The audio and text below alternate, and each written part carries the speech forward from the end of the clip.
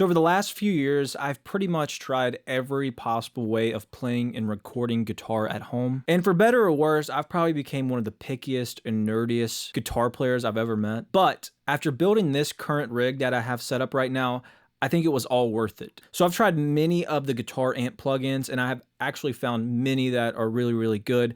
Some of my favorites are the Neural DSP, Soldano. Their Mesa Boogie is incredible. I actually like the Universal Audio, the new amps they came out with. Two Notes Genome has some amps on there that are really, really good. Those are some of, obviously there's endless amp plugins. I haven't tried them all, but I've found some really good amp tones, and I use those quite a bit when I don't want to use my main rig for lessons and for jam, and I just like the sound of them sometimes for different songs and stuff like that. And obviously it's super convenient to just plug your guitar right into an interface and have pretty much any amp at disposal. And I think in the modern era, there's so many great guitar amp plugins, but I'm always missing that just real tube amp feel and sound, and I just need that, like the feel of plugging right into the front of a tube amp is just, you can't find it unless you're actually doing it, in my opinion. So even though I've tried tons of different modelers, I haven't tried them all. I would love to try more of them in the future, but I love modeling. Personally, and part of this rig is the Fractal FM3. That's part of the digital side of this rig. I'm a big fan of modelers. I think they're incredible. I've been gigging the Fractal FM3 exclusively for a little over 2 years now, actually. And I used to use like a Fractal FM9 as my studio rig for a while, and I really enjoyed that. But for me in particular, live, I feel like I can get away with a modeler. It's in the studio where I can, after comparing plugging and miking up an amp or plugging into a modeler or using a plugin, I can really notice the feel difference and the sonic difference. Because of that, I really wanted to find a way to capture the best guitar tones at home, and I knew to do that I needed to use a tube amp. And I kind of talked about this in one of my last videos, but a couple things that, I don't want to have to use plugins and have to pull up like a Logic session and pull up plugins and do all that. I want it to be part of the rig itself and be able to capture those sounds as easily in the moment, on the spot, not having to plug and play with different plugins and all that. I wanted it live in the moment. And that's really where the digital side of this rig is going to come in. But like I said, I've been super nerdy the last year or so, and I'm to the point where I can feel the difference if there's a pedal in the chain that has a buffer that's throwing off the tone, or if I'm running like the Fractal FM3, either in the effects loop or in front of the amp, I can feel the A to D, D to A conversion happening, and I don't like that. It's taken away that pure amp sound that I love. And so I kind of tasked myself with finding a way to create a recording rig that is super flexible, because modeling offers so much, especially the Fractal in like helixes and stuff like that, as regards to effects. I mean, like you'd be spending thousands and thousands of dollars to be able to get the effects that these units have, and it's something I need a part of my rig, but I don't want it in my signal path where it's affecting my tone. I don't want that A to D, D to A conversion happening, because I want that raw tube amp sound unaffected by anything other than maybe a select few analog pedals that I have in front of the amp. So we'll get into that in 1 second. So after a couple years of trying different ways and trying to figure out how to balance and get the best of both worlds, analog and digital, I've finally stumbled on this current rig, and I just personally love it. I think it's incredible, and I wanted to walk you guys through it and share it with you guys so you can kind of get some ideas and maybe experiment with something like this for yourself.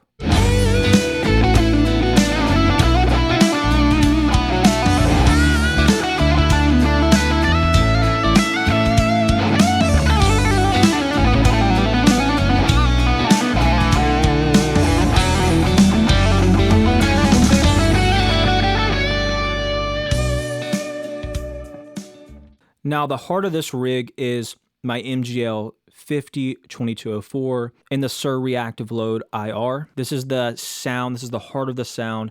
I wanted the cleanest capture of this, and I've actually tried using a live microphone on a live cab, and I've actually found the Suhr Reactive Load to be just as good, if not better, than using a live cab. So that's why I went with it. Also, it's completely silent, no problem. Now, I've got a bit of a mess on the floor right now because I've been experimenting with different pedals, but now I think I've kind of settled on what I like for my rig, so I'm going to be building a pedal board.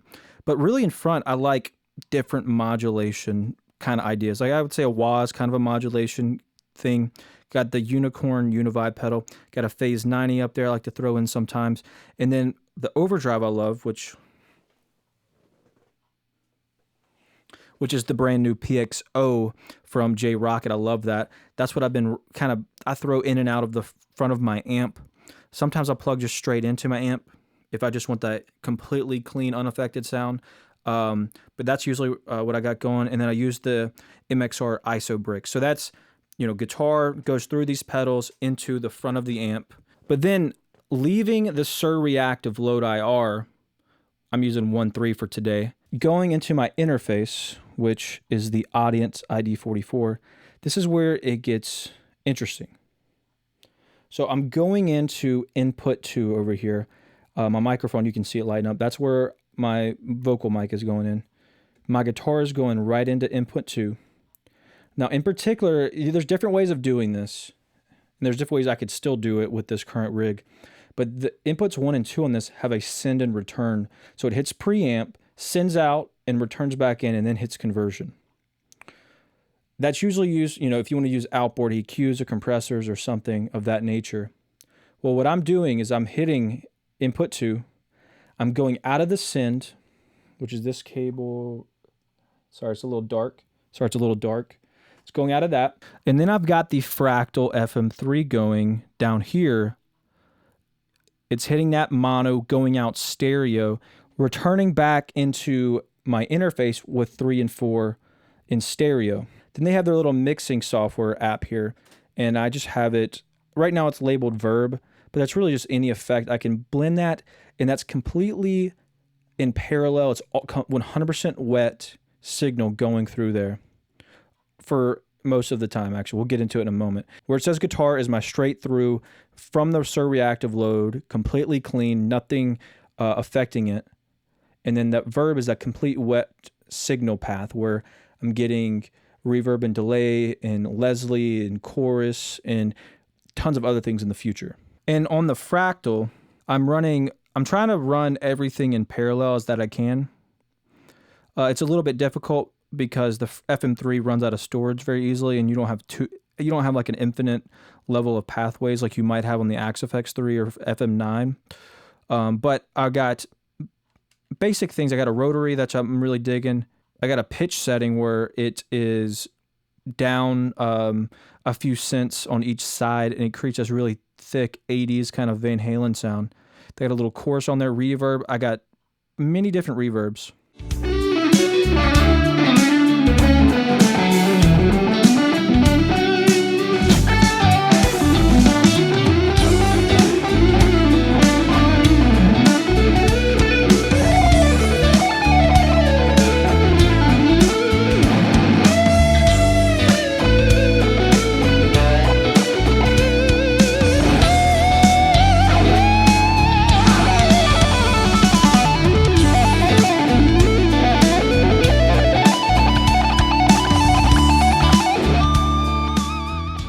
And what's extremely cool, in my opinion, about the Fractal and when it comes to producing different sounds is each effect has 4 channels. So for like my reverb block right now, I have, my go-to is a plate reverb, but I have a spring option, which is, they have a great spring. And then they have one that's called it's very ambient. We'll go through it in a moment. It's like the Nimid Stratus or something. It's very spatial.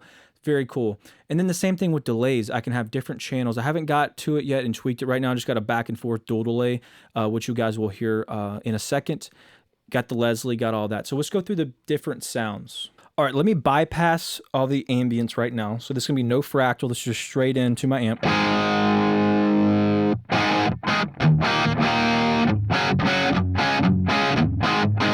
And then I have a wah-wah that I can use. That's the dime bag wah. Right, then right now I have a Univibe on that I can throw in.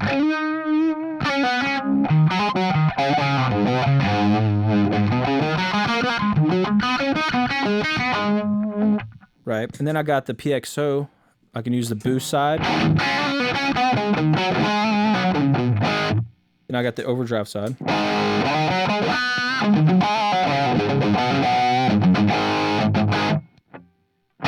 Now let's turn on the effects. Now right now I just have a reverb. Actually, I'll have a little bit of chorus going on. So you might hear that. I love a little bit of chorus going on to make it wide.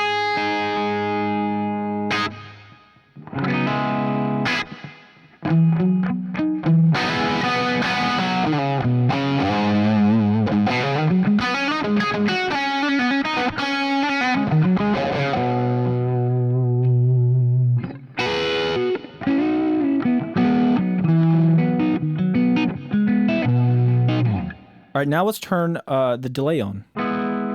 That, of course, has modulation on it as well, because I love modulation.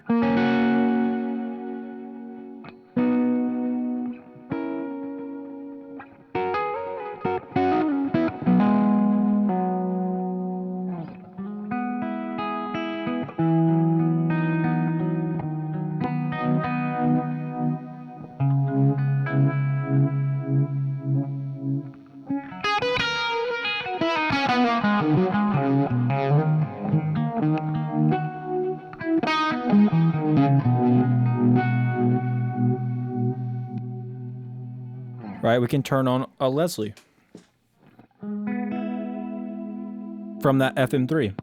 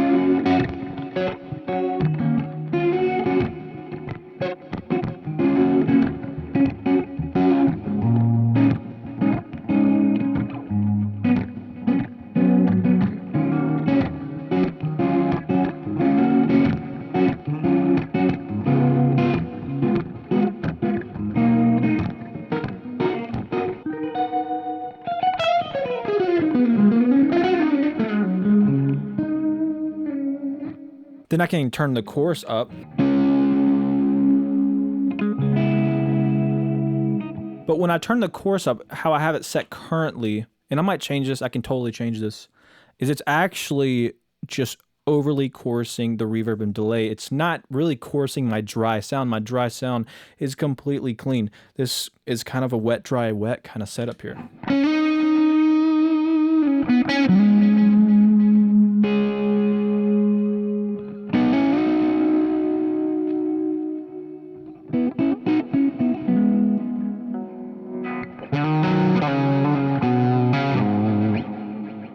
Now I can turn on my pitch. So this is, I think it's detuning a certain amount of cents on the right or left, and it's up a certain amount of cents on the right or left. I forget exactly the setting, but...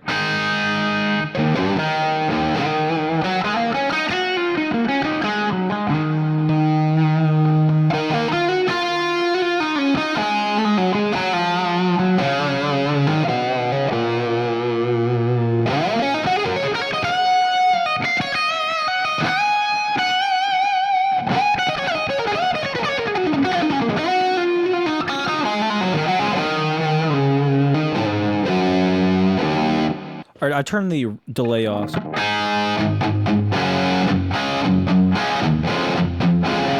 Let me solo just the affected fractal signal.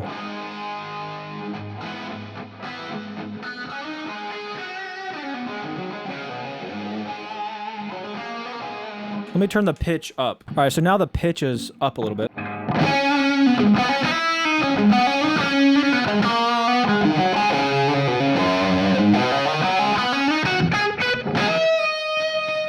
All right, let's hear it completely soloed.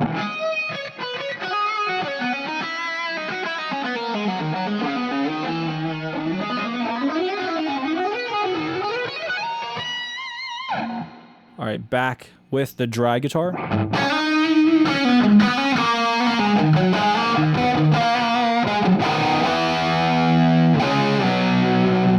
Put the delay on with it.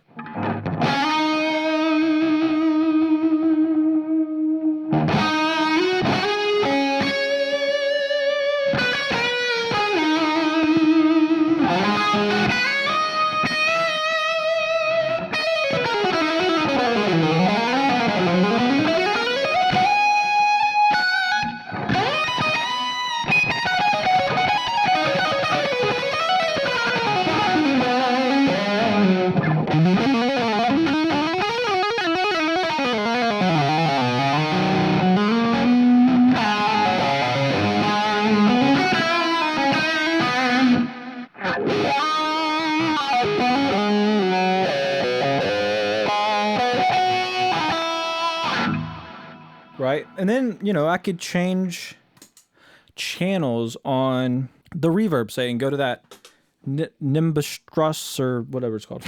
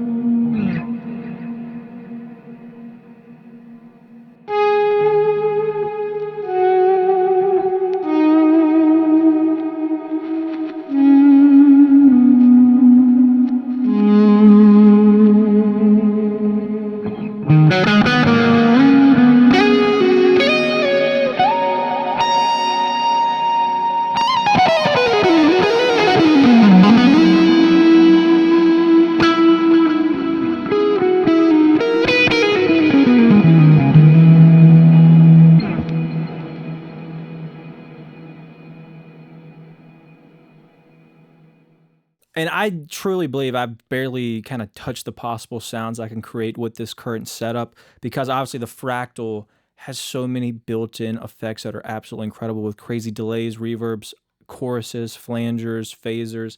I haven't got into that yet. This is just kind of where I started off, and I'm really, really digging it. And like I said, my favorite thing about this is I get the truest, cleanest, best feeling sound. I'm plugging right into my tube amp that I love the feel and sound of. And I'm getting these effects, these incredible array of effects, and it's not affecting the heart of my tone at all, right? I could put this in the effects loop, or I could even go out of the Suhr reactive load into the Fractal, but I'm still, if I do that, my tone it's subtle, but my tone is getting messed with by the Fractal's A to D, D to A conversion. With this, I'm not getting any of that interference. I'm getting just straight, fully wet effects that sound spectacular, and I'm able to blend those in and out the way I want them and capture them the way I want them. And with this setup, I'm recording. So right now I got my guitar track, which is on input 2, and then I'm capturing the Fractal's return. So I have a stereo track that's 3 and 4, and so I'm able to capture my dry sound. So if I'm recording a song and I'm like, you know what, I capture those wet effects, it's not printed onto my clean direct signal from my amp. So I can either choose to keep that effect sound that I want, or I can mess with it even more, or I can just get rid of it entirely and put new effects if I need to. So it's the recording process is I'm getting literally the best of every world, because I can play and print and get the best sounding effects that I can in the moment while I'm recording. But say later on I want to change the effects, it's not the right reverb, it's not the right delay, it's not the right chorus, it's not the right whatever, I'm not stuck with it. My guitar signal is captured clean straight from the amp. That sounds incredible. So not only is it, you know, for me personally, it feels better, it sounds better, it's more inspiring, it leads me to be more creative. There's no drawbacks in the sense of I'm not stuck with a certain tone, right? Or a certain effect of tone, right? I get the tone I want. I want to be stuck with the sound of my MGL. I don't want to be always stuck with the certain sound of the effects. And with this, I get the cleanest sound of the effects. I get the cleanest sound of my amp, and I'm not forced into one bubble or one box. I can move out of it, no problem. And it's just right now, like after many years of experimenting with different ways of recording guitar at home, or even I've recorded in professional studios and professional setups, this is my favorite sounding. It's my favorite practically. It just sounds and feels, and it's super inspiring. I'm just excited to see what I can come up with. Finally, it seems kind of obvious now to me, this setup, honestly, but it took me a while to think of it. And to now to be able to open up to every effect I might want from the Fractal and know I get the best of it and it doesn't affect my straight amped sound and feel, it's just a game changer for me. Like I said, there's a couple different ways I could have a setup like this.